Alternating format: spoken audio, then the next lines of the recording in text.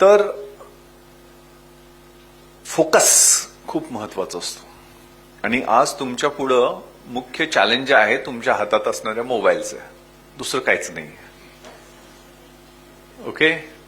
सगळ्यात मोठं डिस्ट्रॅक्शन, सगळ्यात मोठा एनिमी, सगळ्यात मोठा ऍडव्हर्सरी हा आज तुमचा मोबाईल आहे. तुमचं मोबाईलचं जे स्क्रीन टाइम आहे ते किती कन्स्ट्रक्टिव्ह आहे, उपयोगाचं आहे, आणि किती टाइमपास स्क्रोलिंगचं आहे, ज्याच्यातनं तुमचं 1.5 मिनिटाचं सुद्धा आता अटेन्शन टाइम नाही आहे.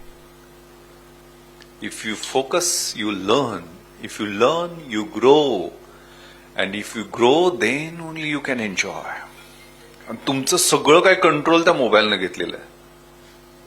तुमचे thoughts, words, actions, habits, character सगळं मोबाईलनं घेतलेलं आहे. असं म्हणतात की watch your thoughts, those become your words. तुम्ही जे विचार करतात तेच तुमचे शब्द होतात.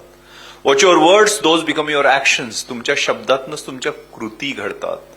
Watch your actions, those become your habits. तुम्ही ज्या कृती करत असता, ऍक्शन्स करत असता, त्यातनं तुमच्या सवयी जडतात. Watch your habits, those decide your character.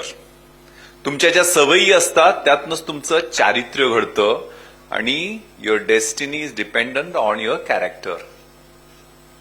तुमचा भविष्यकाळ हा तुमच्या चारित्र्यावर, सवयीवर, विचारावर, शब्दांवर अवलंबून असतो.